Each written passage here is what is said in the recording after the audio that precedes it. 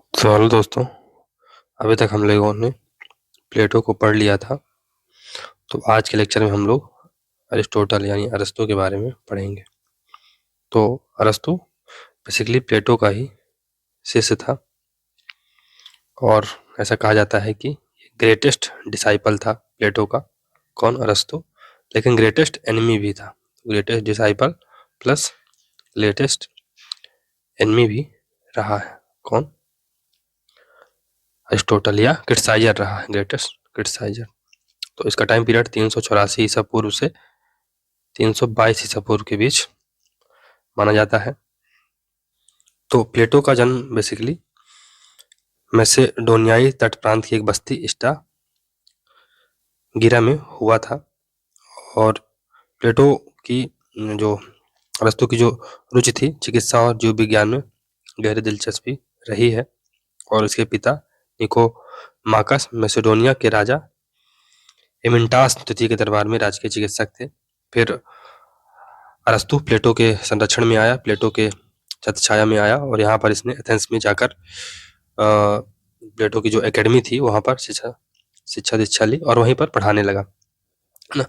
और वहीं पर अध्ययन कार्य भी करने लगा था अरस्तु। और अरस्तु बेसिकली इतना ज़्यादा पॉपुलर हो चुका था, वो है ना सभी विषय जानता था। हम जितने भी है ना आज के समय में जितने भी पढ़ते हैं विज्ञान, जैसे कि बायोलॉजी पढ़ते हैं तो कहते हैं कि इसका जनक कौन था? अरस्तु था। तुलनात्मक राजनीति पढ़ते हैं तो कहते हैं इसका जनक राजनीति कौन था? अरस्तु था। तो अरस्तु हर फील्ड का ज्ञाता था। आगे चल के हम लोग देखेंगे। तो उसको ये लग रहा था कि एकेडमी का जो चांसलर है या वाइस चांसलर है उसे ही नियुक्त किया जाएगा, लेकिन ऐसा नहीं होता है।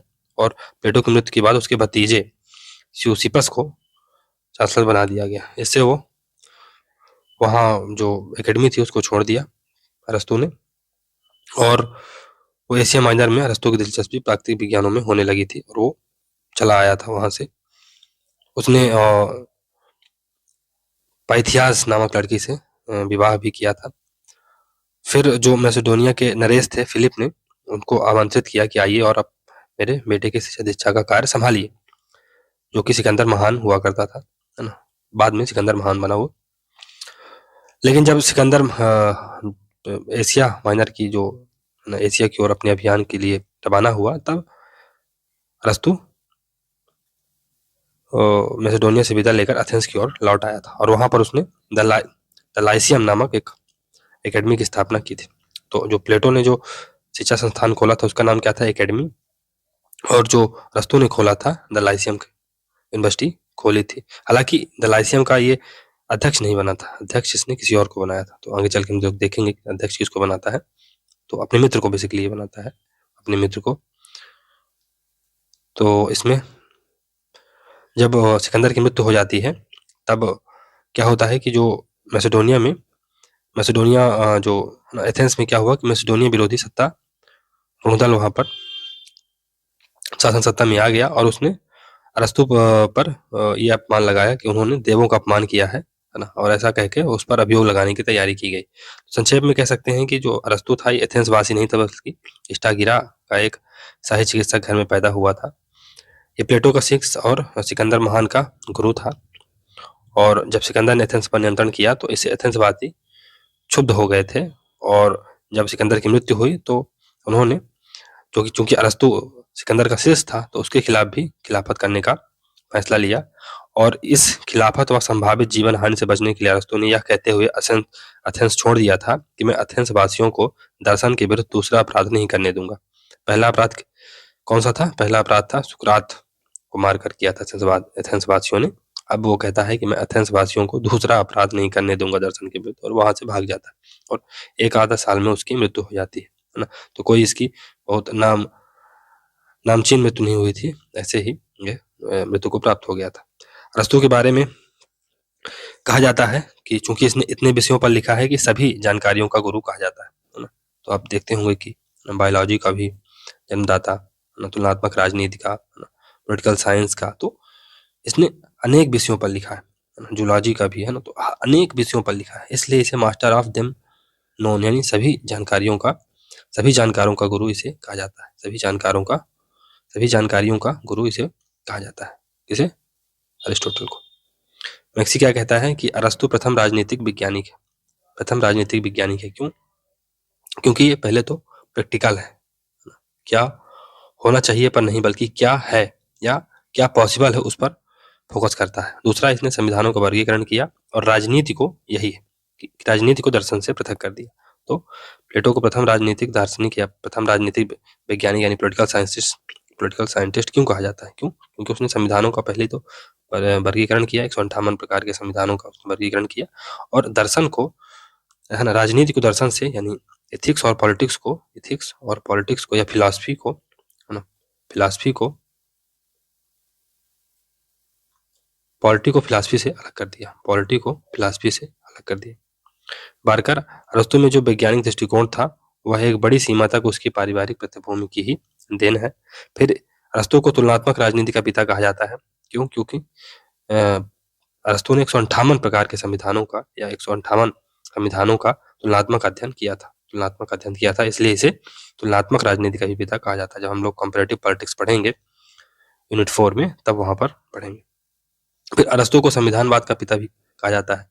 क्यों? संविधानवाद क्या होता है? संविधानवाद माने रूल ऑफ लॉ, यानी संविधानवाद यानी रूल ऑफ लॉ। तो जहां पर कानून का शासन होता है वहां पर संविधानवाद टिकता है। तो कहते हैं ब्रिटेन में संविधानवाद है। क्यों? क्योंकि वहां पर रूल ऑफ लॉ है। तो कोई व्यक्ति शासन नहीं कर रहा है या व्यक्ति के शासन की बजाय रूल ऑफ लॉ के समर्थन करता है, इसलिए इसे संविधानवाद का पिता भी कहा जाता है। अरस्तु नागरिक समाज के आधुनिक विचार के भी जन्मदाता है। तो सिविल सोसाइटी, जो कि नागरिक समाज है वर्तमान में ना, सिविल सोसाइटी, उसका जन्मदाता कहा जा सकता है। और प्लेटो के इतर जो अरस्तु है ये निजी क्षेत्र और सार्वजनिक क्षेत्र को पूरक मानता है, निजी क्षेत्र और सार्वजनिक क्षेत्र को पूरा मानता है। तो बेसिकली दो स्फीयर होते हैं, एक तो पब्लिक स्फीयर होता है, पब्लिक स्फीयर, और दूसरा होता है प्राइवेट स्फीयर। तो प्राइवेट स्फीयर में हमारे सगे संबंधी, हमारा जो प्राइवेट, है ना, हमारे जो आपस में रिश्ते होते हैं मित्रों से, भाइयों से, पति पत्नी और माता पिता से, तो ये प्राइवेट अफेयर में आता है। और जो पब्लिक स्फीयर है, जब हम पब्लिक पार्टिसिपेशन करते हैं या कोई पब्लिक गैदरिंग में भाग लेते हैं, है ना, शासन सत्ता में अपनी पार्टिसिपेशन करते हैं, तो ये पब्लिक स्फीयर कहलाता है। प्राइवेट स्फीयर तो एक और अंतर अगर देखा जाए तो, जैसे फॉर एग्जांपल अगर कोई काम, है ना, किसी व्यक्ति के व्यक्तिगत हित से रिलेटेड है तो वो प्राइवेट कहलाएगा, और जो पब्लिक इंटरेस्ट, है ना, जो जन सामान्य की बातें या जन सामान्य के हित की जो मैटर होते हैं वो पब्लिक स्फीयर के अंतर्गत आते हैं। तो बेसिकली दो स्फीयर होते हैं। और सिविल सोसाइटी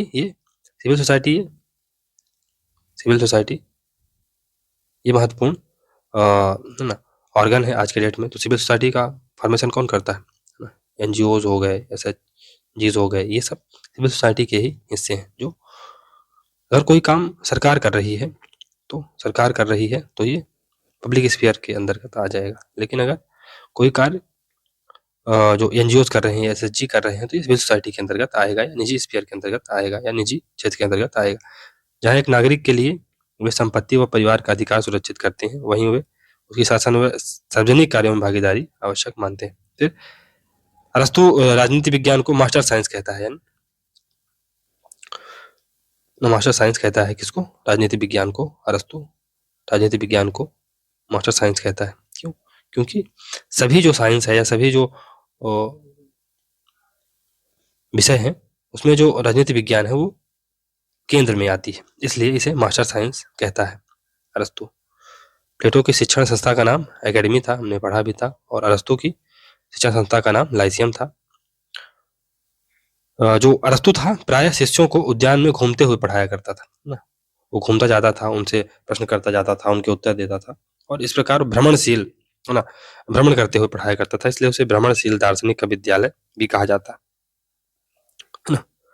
लेसन में पढ़ाए जाने वाले केंद्रीय विषय प्राणी शास्त्र और इतिहास था। इसने एक्सनोक्रेटिस को लेसियम का अध्यक्ष बनाया था, एक्सनोक्रेटिस को, जो कि प्लेटो का अरस्तु का मित्र था। अरस्तु की जो मुख्य पुस्तकें हैं उसके 3 राजनीति से संबंधित हैं जो महत्वपूर्ण पुस्तकें हैं। तो पहला तो है द पॉलिटिक्स, इसका मुख्य विषय नगर राज्य है यानी पोलिस है। तो पोलिस क्या है? ये नगर राज्य हुआ करता था, तो पोलिस से ही पॉलिटिक्स शब्द बना हुआ है। पहली जो पुस्तक है इसकी पॉलिटिक्स, दूसरी है कॉन्स्टिट्यूशन। इसमें 158 प्रकार के संविधानों का तुलनात्मक अध्ययन किया गया है और संविधानों में जो मुख्यतः संविधान है वो एथेंस का संविधान का अध्ययन अरस्तू ने किया था। फिर एक निकोमेकियन एथिक्स करके पुस्तक है, ये नीति शास्त्र पर लिखी गई पुस्तक है और ये पुस्तक अरस्तू ने अपने बेटे के नाम पर, निकोमेकियन उसके पुत्र के नाम पर, निकोमाचस पर है, तो उसका पुत्र था निकोमाचस, उसके नाम पर ये निकोमेनियन एथिक्स पुस्तक लिखी गई और इसमें मानव आत्मा का अध्ययन किया गया है। तो अरस्तू ने पॉलिटिक्स में राज्य के संगठन और राजनीतिक तरीकों का विश्लेषण किया है, जबकि निकोमेकियन एथिक्स में इस विश्लेषण से संबंधित अनेक पूर्व धारणाएं दी गई हैं। निकोमेकियन एथिक्स में दुनिया का प्रयोजनवादी विश्लेषण किया गया है। तो ऐसा कहा जाता है कि कोई भी वस्तु व्यक्ति का एक प्रयोजन होता है ना, पृथ्वी का एक प्रयोजन है ना। क्या प्रयोजन है कि अपने धुरी पर घूमती है और हम सबको जीवित रखने का कार्य कर रही है ना। फलों का या पेड़ का एक प्रयोजन होता है ना, पेड़ फल देते हैं और ना, फलते फूलते और हमें है ना, उनका भी प्रयोजन है, हमें फल देते हैं, फिर लकड़ी देते हैं। तो हर व्यक्ति का, हर वस्तु का प्रयोजन होता है। इस प्रकार व्यक्ति का प्रयोजन होता है और राज्य का प्रयोजन होता है। व्यक्ति का प्रयोजन क्या है, व्यक्ति का अल्टीमेट गोल क्या होना चाहिए, यूडेमोनिया। ये एक ग्रीक शब्द है यूडेमोनिया, जिसका अर्थ होता है हैप्पीनेस, खुशी। लेकिन ये हैप्पीनेस, ये जो आगे चल के हम लोग बेंथम के बारे में पढ़ेंगे, तो ये हर चीज को बेंथम क्या करता है, दो चीजों में कैटेगराइज कर देता है, प्लेजर और पेन। हॉब्स के बारे में भी पढ़ेंगे उससे पहले हम लोग, तो वो भी इसी तरह की बातें करता है ना। तो ये हैप्पीनेस है, जो अरिस्टोटल की हैप्पीनेस है, ये प्लेजर और पेन से बढ़कर है ना, ये खुशी कुछ ज्यादा होती है ना। इसका जो तात्पर्य है अरस्तू के अनुसार, सद्गुणों के अनुसार तर्क संगत सुखी जीवन जीने की कला। तो यूडेमोनिया क्या है एक व्यक्ति के लिए, कि सद्गुणों के अनुसार तर्क संगत सुखी जीवन जीने की कला। और राज्य का यूडेमोनिया क्या है, या राज्य का गोल क्या है, कि राज्य हम सबको नैतिक जीवन जीने के लिए प्रेरित करता है। राज्य हम सबको नैतिक जीवन और हमारी सारी आवश्यकताओं को पूरा करता है। आप एक व्यक्ति रूप में कोई काम रोजाना करते हैं, है ना, वही सुबह उठे, चाय पिए, बर्तन धोए, या कि जो भी किया अपना, है ना, तो इससे आप एक वक्त के बाद आप बोर हो जाते हैं।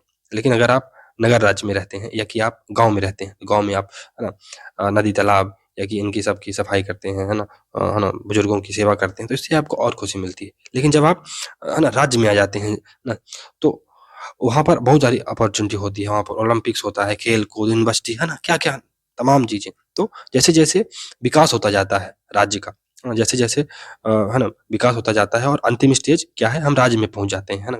व्यक्ति से गांव, गांव से फिर है ना राज्य बनेगा। तो ये जो स्टेजेस हैं, तो ये है ना, फैमिली, है ना, व्यक्ति बना, फैमिली बनी, फैमिली से फिर राज्य बना, फैमिली से फिर गांव बना, विलेज बना, और विलेज से राज्य बना। तो इससे हमारी जो खुशी है, उसका जो है ना एरिया है या दायरा है, वो हमेशा बढ़ता जाता है। फिर सद्गुण दो प्रकार के होते हैं, तो इसलिए जो राज्य का जो मेन यूडेमोनिया है, या जो मूल उद्देश्य है, क्या है, नागरिकों को नैतिक बनाना और उनकी आवश्यकताओं को पूर्ण करना। फिर जो सद्गुण है दो प्रकार के होते हैं, एक सोफिया, ये सोफिया क्या है, बौद्धिक व सैद्धांतिक विवेक है, और फ्रोनेसिस ये व्यवहारिक विवेक है। तो वर्चू या सद्गुण दो प्रकार के हो सकते हैं, एक तो सोफिया जो कि बौद्धिक एवं सैद्धांतिक विवेक है, जो हमारी इंटेलेक्चुअल जो पावर होती है, और फ्रोनेसिस यानी व्यवहारिक विवेक, हमारे अंदर व्यवहार में या हम कितने प्रैक्टिकल हैं, है ना, प्रैक्टिकल है ना, हमने कोई थ्योरम रट ली है या कोई कोई ज्ञान हमने अर्जित कर लिया है, तो ये सोफिया के अंतर्गत आएगा। कोई ज्ञान अगर हमने अर्जित कर लिया है बौद्धिक एवं सैद्धांतिक विवेक के माध्यम से, या हमारी जो बौद्धिक अपने इंटेलेक्ट के माध्यम से, लेकिन उसका प्रयोग कैसे करना है ना, कहाँ पर क्या बोलना है, कितना बोलना है, और कैसे चीजों को मैनेज करना है, ये व्यवहारिक विवेक पर निर्भर करता है, फ्रोनेसिस पर निर्भर करता है। एक उसकी और पुस्तक है द आर्ट ऑफ रिटोरिक, यानी अलंकार शास्त्र।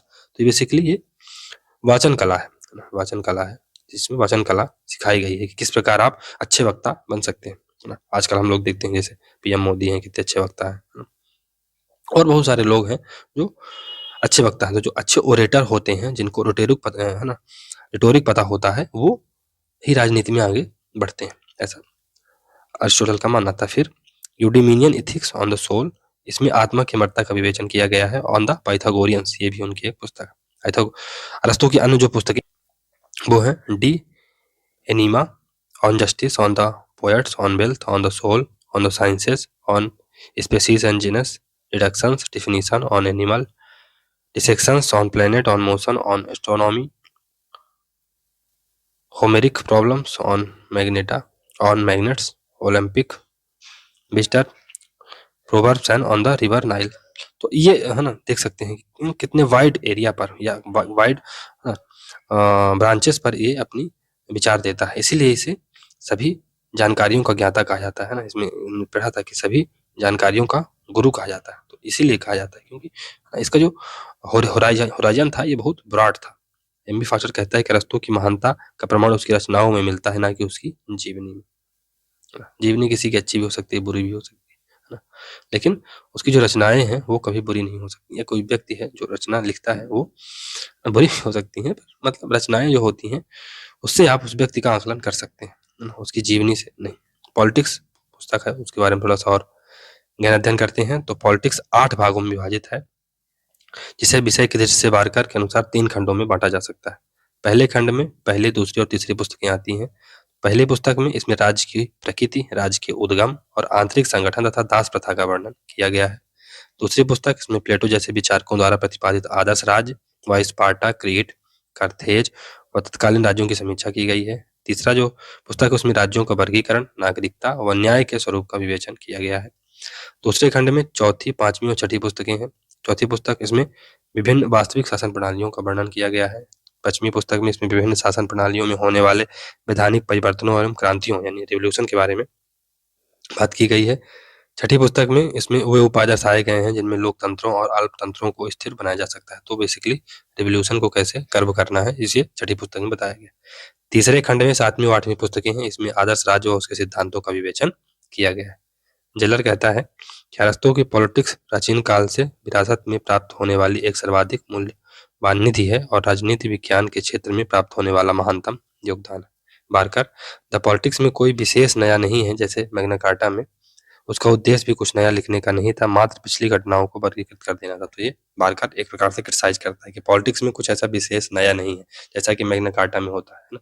मैग्ना कार्टा में मतलब जैसे ना हमने देखा था कि 12वीं शताब्दी के करीब इंग्लैंड में जो मैग्ना कार्टा आया था, तो उससे पूरा का पूरा एक जो ढांचा था मोनार्की का ब्रिटेन में वो चेंज हो गया और अब ब्रिटेन में संविधानवाद लागू किया गया। तो मैग्ना कार्टा एक ऐसी चीज को इंडिकेट करता है कि जहां से चीजें है ना बहुत ही इन्फ्लुएंशियल तरीके से बदल जाती हैं। लेकिन बारकर कहता है कि पॉलिटिक्स में ऐसा कुछ नया नहीं था, है ना। उसके उद्देश्य है ना, और जो अरिस्टोटल था उसका उद्देश्य भी कुछ नया लिखने का नहीं था, वो पिछली घटनाओं का ही वर्गीकृत कर देना चाहता था। तो वर्गीकृत इन द सेंस कि वो इसको 158 प्रकार के संविधानों का वर्गीकरण करता है ना। वो जो प्लेटो के द लॉज थे उन्हीं के माध्यम से चीज़ों को समझाने का प्रयास करता है और उसको क्रिटिसाइज करता है ना। तो है ना पुरानी चीज़ों को ही वो नए फ्लेवर में लाके प्रेजेंट करता है, ऐसा बारकर बोलता है। फिर पॉलिटिक्स में अरस्तु ने सर्वोच्च सत्ता को जनता के हाथों में मान सामूहिक निर्णय या बुद्धि का सिद्धांत दिया है। तो सामूहिक निर्णय यानी कलेक्टिव विजडम की बात करता है, कलेक्टिव विजडम की बात करता है अरिस्टोटल, कलेक्टिव विजडम की बात करता है। तो अरस्तु लिखता है कि सीमित यानी बहुसंख्या अपने सर्वाधिक चतुर सदस्यों से भी चतुर होती। तो भारत में संविधान सभा का गठन किया गया, या आगे चल के हम लोग देखते हैं कि संसद में जो बहसें होती हैं वो इसी का पर्याय है कि जो सामूहिक निर्णय है ना, वो एक व्यक्ति जो कि प्लेटो बोल रहा था फिलोसोफर किंग से अच्छा निर्णय ले सकती है ना। क्यों? क्योंकि अगर एक समूह है, फॉर एग्जाम्पल 10 लोगों का समूह है, तो ऐसा तो है नहीं कि हर व्यक्ति यहाँ पर 25 साल का होगा, कोई 35 का भी होगा, कोई 45 का भी होगा, कोई 60 का भी होगा, कोई 70 का भी होगा।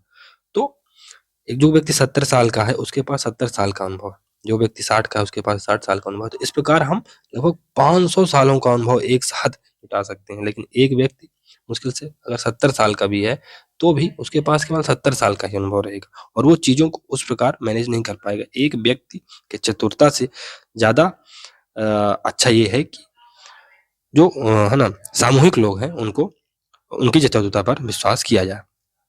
निकोमेकियन एथिक्स पुस्तक में उन्होंने बुजुर्गों और बुद्धिमानों के विचारों को ज़्यादा महत्वपूर्ण माना है। तो ये थोड़ा सा डाइवर्जन देखने को मिलता है। बल्कि ये कुल मिला के ये सामूहिक यानी कलेक्टिव विजडम पर की बात करता है। कौन? अरस्तु, है ना। प्लेटो के दार्शनिक शासक के विपरीत अरस्तु का कहना था कि जनता की सामूहिक बुद्धि सबसे बुद्धिमान शासक से बेहतर होगी। तो कलेक्टिव एक्शन या collective wisdom of people will be greater than the philosopher Kings wisdom, या किसी भी एक शासक की जो है ना बुद्धिमत्ता है उससे बेहतर होगी कलेक्टिव विजडम। आदर्श राज पॉलिटी में सार्वजनिक नीति का निर्णय करने का अधिकार तो समुदाय का होगा।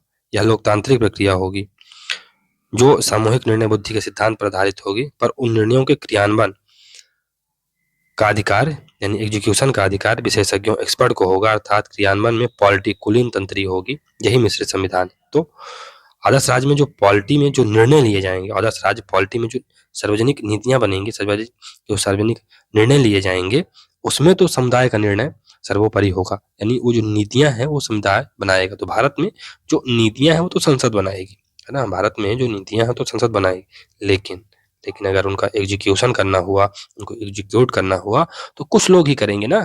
जो एग्जीक्यूटिव होता है ना, तो वो कुछ चुने हुए कुलीन तंत्री लोग कर रहे हैं। तो भारत में भी तो यही हो रहा है कि कानून संसद बना रही है लेकिन उसका एग्जीक्यूशन कुछ लोग कर रहे हैं। तो भारत में भी एक मिश्रित संविधान देखा जा सकता है। तो यही है कुलीन तंत्री व्यवस्था, या यही है मिश्रित संविधान। सेवाइन अरस्तु ने जन हिस्सेदारी स्वीकार की है और संवैधानिक शासन को एक रियायत नहीं बल्कि आदर्श राज्य का एक गुण माना है। तो सेवाइन क्या कहता है कि अरस्तु ने जन हिस्सेदारी स्वीकार की है। जन हिस्सेदारी यानी लोगों की, है ना, यही जो निर्णय करने में जो सामुदायिक जो बुद्धिमत्ता होगी यानी जन हिस्सेदारी होगी, यानी लोगों का पार्टिसिपेशन होगा, और संवैधानिक शासन को एक रियायत नहीं बल्कि आदर्श राज्य का एक गुण माना है। एम ए फोचर ने पॉलिटिक्स के संदर्भ में लिखा है कि यह राज्य मर्मज्ञों यानी स्टेट्समैन के लिए एक मार्गदर्शिका है जिसमें यूनानी राज्यों के सामूहिक राजनीतिक अनुभव में से मानव बुद्धिमत्ता छानकर भर दी गई। Professor Sabine history of political theory, इनकी पुस्तक है हिस्ट्री ऑफ पॉलिटिकल थ्योरी 1937 में आती है। लिखते हैं कि अरस्तु आदर्श राज्य पर पुस्तक नहीं लिखता बल्कि राज्य के आदर्शों पर पुस्तक लिखता है। तो प्रोफेसर सेवाइन क्या कहते हैं कि अरस्तु आदर्श राज्य पर पुस्तक नहीं लिखता। क्यों? क्योंकि प्लेटो का जो आदर्श राज्य है वो मिश्रित संविधान है, तो वो, है ना, आदर्श राज्य पर पुस्तक नहीं लिखता बल्कि राज्य के आदर्शों पर कि राज्य क्या क्या करेगा, है ना, राज्य के निर्णय कैसे होंगे, है ना, राज्य रूल ऑफ लॉ से चलेगा, है ना, सामूहिक बुद्धिमत्ता से चलेगा, एक व्यक्ति से चलेगा। तो यही है कि राज्य के आदर्शों पर पुस्तक लिखता है कि राज्य कैसे बनेगा। फिर अरस्तु अपनी कृत पॉलिटिक्स में प्लेटो की रिपब्लिक में वर्णित अमूलवादी परिवर्तनवादी यानी रेडिकल सुधारों का के विपरीत उदार यथास्थितिवादी यानी लिबरल कंजर्वेटिव ऋण उदार और रूढ़िवाद का समर्थन करता है। तो ये कंजर्वेटिव थिंकर है। कौन? अरस्तु। प्लेटो कैसा था? रेडिकल थिंकर था। हमने पढ़ाया था अभी तक, रेडिकल था, रोमांटिक था। क्यों? क्योंकि ये दार्शनिक, राजा, संपत्ति और परिवार का साम्यवाद, ये सब रेडिकल चीजें है ना। जबकि जो अरस्तु है ये कंजर्वेटिव है और ये उदार यथास्थितिवादी की प्रवृत्ति रखता है ना। आगे चल के हम देखेंगे कि रिवोल्यूशन का भी विरोध करता है कि कोई एनी चेंज बिग और स्मॉल, है ना, कोई भी चेंज चाहे छोटा हो बड़ा हो, कैन लीड टू रिवोल्यूशन, वो रिवोल्यूशन लाने में सक्षम हो सकता है। इसलिए राजा को हमेशा ध्यान देना चाहिए कि छोटे बड़े चेंजों को कभी इग्नोर नहीं करना चाहिए, है ना। यह वर्तमान संस्थाओं यानी परिवार, संपत्ति आदि व परंपराओं को बनाए रखना चाहता है। तो यही है। कंजर्वेटिव है तो, है ना, भारत में जो बीजेपी पार्टी है कंजर्वेटिव है, तो ये क्या करती है, वो चीजों को कंजर्व करना चाहती है। परिवार, संपत्ति आज जो परंपराएं हैं, जो हमारे जो सनातन काल से चली आ रही परंपराएं, उनको वो संरक्षित करना चाहती है। तो यही है, जो कंजर्वेटिव होता है वो चीजों को संरक्षित करना चाहता है, और ऐसा ही अरस्तु है। अरस्तु के इन धीमे व व्यवहारवादी सुधारों के बाद एडमंड बर्क और इंग्लिश फेबियनवादियों ने अपनाया। तो एडमंड बर्क है और इंग्लिश फेबियनवादियों ने ये जो, है ना, पीस मिल चेंज है ना, धीमे और व्यवहारिक सुधारों को एडमंड बर्क और इंग्लिश फेबियनवादियों ने भी अपनाया। अरस्तु ने स्वर्णिम मध्यमान मिश्रित संविधान व मध्यम वर्ग के शासन पर जोर दिया है। तो अरस्तु ने, हम देखेंगे कि गोल्डन मीन की थ्योरी दी है कि दो एक्सट्रीम्स के बीच हमें यहाँ पर रहना है, ना तो हमें कायरता दिखानी है, ना तो हमें बहुत दुस्साहस दिखाना है ना, दुस्साहस भी नहीं दिखाना है। और ना तो हमें कायरता दिखानी, हमें साहसी बनना है, हमें साहसी बनना। तो यही है गोल्डन मीन, है ना, जो कि बुद्धा भी बताते हैं कि दो एक्सट्रीम्स के बीच हमें बीच में रहना है, मिडिल पाथ अपनाना। फिर मिश्रित संविधान होगा, तो जहाँ पर जो निर्णय लिए जाएंगे या कि जो कानून बनाए जाएंगे वो तो एक ना सामूहिक बुद्धिमत्ता से या समूह द्वारा लिए जाएंगे, लेकिन उनका क्रियान्वयन कोई एग्जीक्यूटिव बोर्ड करेगा या कुलीन तंत्र करेगा, है ना। तो ये और मध्यम वर्ग के शासन पर जोर दिया है। तो प्लेटो अरस्तु आगे चल के हम लोग पढ़ेंगे कि अरस्तु कहता था कि मध्यम वर्ग का शासन होना चाहिए, मध्यम वर्ग यानी मिडिल क्लास का शासन होना चाहिए। क्यों? क्योंकि मिडिल क्लास एक ऐसी क्लास होती है जिसके पास ना तो बहुत ज़्यादा संपत्ति होती है और न बहुत ज़्यादा इनके पास गरीबी होती है। तो ये दोनों के गुण को समझते हैं, है ना।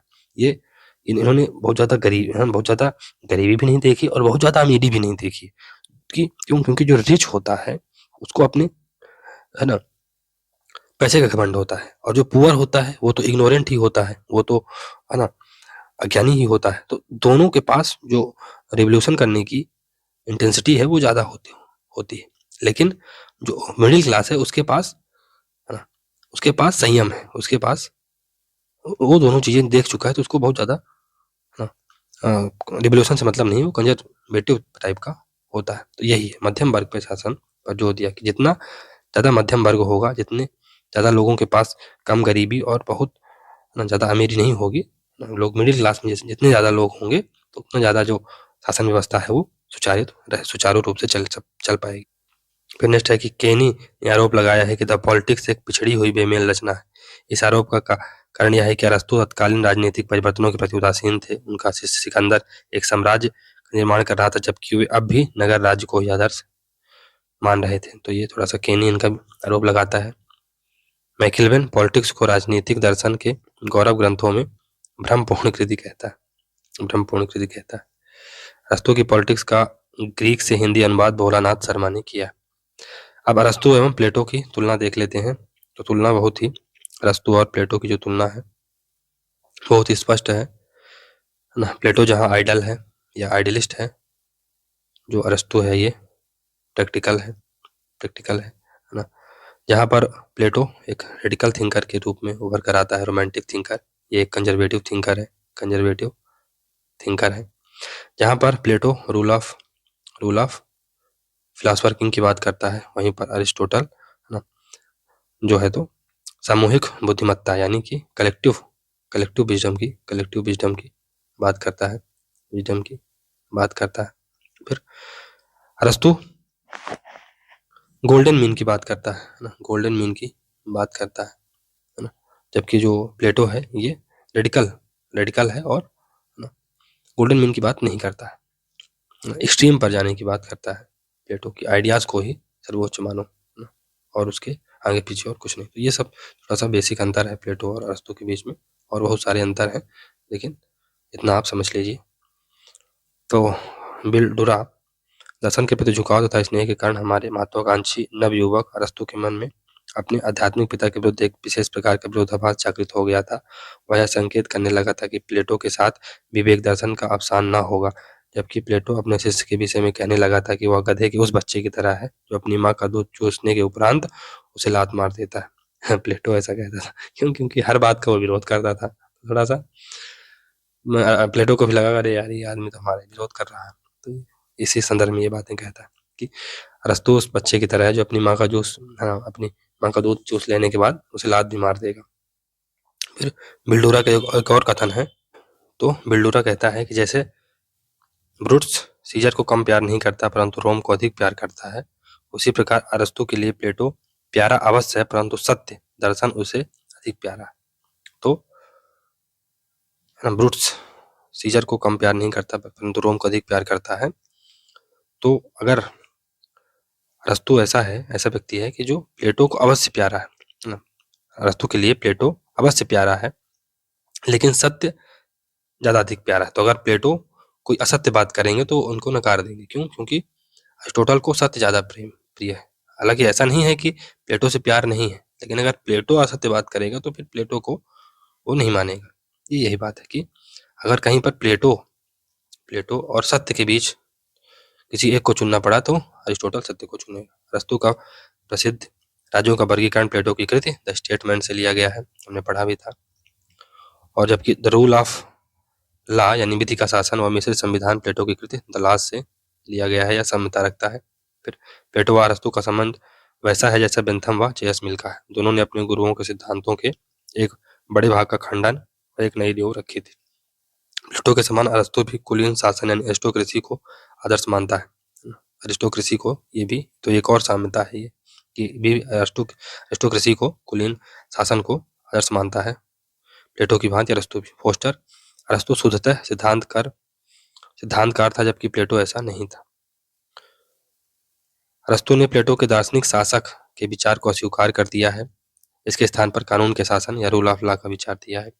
प्लेटो राजनीतिक दर्शन जबकि अरस्तु राजनीतिक विज्ञान का जनक है। प्लेटो राजनीतिक आदर्शवादी जबकि अरस्तु राजनीतिक यथार्थवादी है। प्लेटो डिडक्टिव पद्धति का उपयोग करता है जबकि अरस्तु इंडक्टिव मेथड का उपयोग करता है। यही टेलर, अरस्तु हर स्थल पर प्लेटोवादी है और अपने दर्शन के इसी प्लेटोनिक तत्व के कारण वह मनुष्य मात्र के मस्तिष्क पर अपनी पकड़ बनाए रखा है। मैक्सी, प्लेटो ऐसे अतिमानव की खोज में है जो आदर्श राज्य की सृष्टि करे। अरस्तु ऐसे प्रतिविज्ञान यानी सुपर साइंस की खोज करना चाहता है जो राज्य को अच्छे से अच्छा बना सके। तो यही अंतर था दोनों। अरस्तु की अध्ययन पद्धतियाँ, तो अरस्तु की अध्ययन पद्धति में आगमनात्मक पद्धति यानी इंडक्टिव मेथड, हमने अभी इसको प्लेटो के बारे में पढ़ा था तो उसमें भी पढ़ा था। तो जब हम लोग प्लेटो को पढ़ रहे थे तो हमने निगमात्मक और यानी इंडक्टिव और डिडक्टिव मेथड को पढ़ा था। तो इंडक्टिव मेथड में बेसिकली जो प्लेटो का मेथड है उसमें ये वैज्ञानिक पद्धति है जो विशेष से सामान्य की हो जाती है, यानी स्पेसिफिक से जनरलाइजेशन की तरफ जाती है। तो कौवा उड़ता है, कबूतर उड़ता है, इसलिए पक्षी उड़ते हैं, है ना। फिर एक जैसे सेव गिरता है ना, कोई आपने पत्थर फेंका तो नीचे से ऊपर से नीचे गिरा, है ना, पत्ता फेंका नीचे से ऊपर से नीचे गिरा, तो आप जनरलाइज कर देंगे कि चीज़ें अगर ऊपर से फेंकी जाए तो नीचे ही गिरती हैं और इससे गुरुत्वाकर्षण का जो है तो नियम आ जाएगा, है ना। गीता मरणशील है, रहीम मरणशील है, इसलिए सभी मनुष्य मरणशील होते हैं, है ना। तो ये हो गई आगमनात्मक यानी इंडक्टिव मेथड। लेकिन डिडक्टिव मेथड जो कि निगमनात्मक पद्धति थी, डिडक्टिव मेथड ये प्लेटो जिसका उपयोग करता है। तो बेसिकली जो डिडक्टिव मेथड है इसमें पहले से ही एक, हमने बताया था कि पहले से ही एक है ना लक्ष्य सोच लिया जाता है या एक थ्योरी गढ़ ली जाती है मन में। फॉर एग्जांपल जैसे त्रिभुज के तीनों कोणों का योग 180 होता है। अब इसको सिद्ध करते रहो, है ना, सिद्ध करो और है ना आप इसको सिद्ध करोगे कि तीनों कोणों का योग किस प्रकार 180 अंश होता है। इसलिए पहले से ही है ना थ्योरी दे दी जाती है कि जो है तो प्लेटो जो फिलासफर किंग की बात करता है या कि जो शिक्षा पद्धति की बात करता है तो फिलासफर किंग ऐसा ऐसा होगा और वो ऐसा ऐसा काम करेगा। तो पहले से ही चीज़ें आगे दे दी जाती हैं और फिर उसको स्पेसिफिक इंस्टांसेस के माध्यम से समझाया जाता है ना, तथ्य दे करके अच्छा ये उदाहरण दिया, ये उदाहरण दिया, वो उदाहरण दिया और सिद्ध कर दिया जाएगा कि तीनों कोणों का योग 180 होगा। फिर तुलनात्मक पद्धति, तो अरस्तु ने कंपैरेटिव मेथड का उपयोग किया ही है, 158 संविधानों का तुलनात्मक अध्ययन किया है। फिर इसने एनालिटिकल और ऑब्जर्वेशनल मेथड का भी उपयोग किया है। तो इसने 158 देशों के जो संविधान है उनको एनालाइज किया और उनका ऑब्जर्वेशन किया, है ना। बहुत सारे देशों की इसने यात्राएं की, तब जाके वहाँ का संविधान मिला होगा। आज के समय का नहीं है कि इंटरनेट खोला और मिल गया वहाँ का संविधान, जहाँ का संविधान आपको चाहिए। उस समय तो ये सब चीज़ें नहीं थी, तो अवलोकन किया होगा, गया होगा, है ना। बेसिकली इसने जूलॉजी बायोलॉजी सबका पिता माना जाता है, तो हर चीज़ का इसने अवलोकन तो किया ही होगा। फिर ऐतिहासिक पद्धति, तो इसमें इसने जो क्रांति का वर्णन और संविधान का चक्र इतिहास के आधार पर ही विवेचित किया है। ऐतिहासिक पद्धति हमने देखा था कि जब हम लोग हिस्ट्री को सेंटर पे रख के चीज़ों को एनालाइज करते हैं तो ऐतिहासिक पद्धति कहलाती है। डायलेक्टिकल मेथड, तो चूँकि प्लेटो का शिष्य है तो डायलेक्टिकल मेथड का उपयोग तो करेगा। फिर एनालॉजिकल मेथड, इसमें हम लोगों ने देखा था कि किस प्रकार, जो हम लोगों ने जब प्लेटो को पढ़ा था कि किस प्रकार एक, है ना, आपस में वस्तुओं को, है ना, तुलना करके या उनकी जो एनालॉजी करके चीज़ों को हम समझ जाते हैं। तो यही है एनालॉजिकल मेथड। फिर जो सबसे महत्वपूर्ण है ये टेओलॉजिकल मेथड है, यानी उद्देशात्मक जो पद्धति है जो अरस्तु उपयोग करता है वो एक महत्वपूर्ण पद्धति भरकर सामने आती है। तो बेसिकली हर चीज गति कर रही है ना, हमारी ये पेन पेंसिल है ना, कोई भी चीज ये गति कर रही है। तो जो प्लेटो है ये क्या बोलता है कि जो आइडिया है यही हर चीज का स्रोत है, यानी जो गति है उसका स्रोत क्या है, आइडिया। तो अरस्तु बोलता है कि आप लंबी लंबी मत छोड़ो, आइडिया तो है, लेकिन जब तक कोई चीज मैटर नहीं रहेगी, तो अगर आपने कभी कुर्सी देखी ही नहीं तो उसके बारे में सोचोगे कैसे? आपने कोई है ना, आपने कभी कभी आप है ना किसी नए फल से या किसी नई चीज से वाकिफ हो जाते हैं, तो उसके बारे में सोच कैसे लोगे जब तक तुमने देखा नहीं है?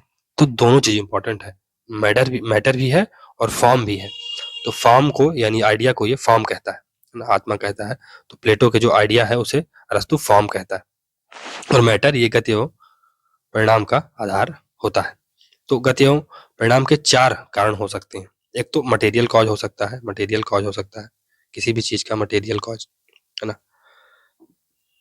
तो फॉर एग्जांपल कोई पत्थर है, अब पत्थर कई प्रकार के हो सकते हैं। कोई पत्थर ईंट है तो वो मकान में लगेगा, संगमरमर है बट ऑब्वियस है कि वो फर्श में लगेगा, या संगमरमर की जो मूर्तियां बनती हैं तो वो मंदिर में भी लग सकता है। फॉर एग्जांपल कोई पत्थर है, फॉर एग्जांपल कोई संगमरमर का पत्थर, तो इसका मटेरियल कॉज क्या हो गया, पत्थर का संगमरमर, या कि पत्थर ये एक मटेरियल कॉज हो गया, है ना। तो कोई भी पदार्थ जिस चीज से बना हुआ है, फॉर एग्जांपल पत्थर ये संगमरमर का बना हुआ है, तो ये इसका मटेरियल कॉज हो जाएगा। अब मटेरियल कॉज के बाद आता है efficient cause. Efficient cause material cause यानी कि उपादान या भौतिक कारण, फिर दूसरा आता है निमित्त कारण या एफिशिएंट कॉज। तो अब संगमरमर है तो अपने से तो ये मूर्ति नहीं बन जाएगा, तो कोई आएगा, कोई मूर्तिकार आएगा, है ना, कोई मूर्तिकार आएगा जो, जैसे अभी राम मंदिर बना है तो उसमें जो राम जी की मूर्ति है, तो उसमें है ना किसी मूर्तिकार ने विजन डाला होगा अपना, है ना,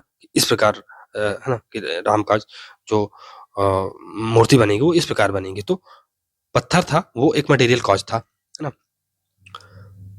और जो मूर्तिकार था वो एफिशिएंट कॉज था, निमित्त कार था, या जिसने विजुलाइज किया चीजों को। फिर इसके बाद आता है फॉर्मल कॉज। फॉर्मल कॉज तो अब अगर राम जी का मंदिर है ना, जो राम जी की जो मूर्ति है वो बन गई, जो मूर्ति बन गई, यानी कि वस्तु का सार मूर्तिकार के मस्तिष्क में प्रतिमा का रूप अगर निर्धारित हो गया, तो वो एक क्या हो जाएगा, फॉर्मल कॉज हो जाएगा, फॉर्मल कॉज हो जाएगा, और यानी औपचारिक या स्वरूप कारण, है ना। तो जो वस्तु का सार है यानी कि आपने मूर्ति बना दी।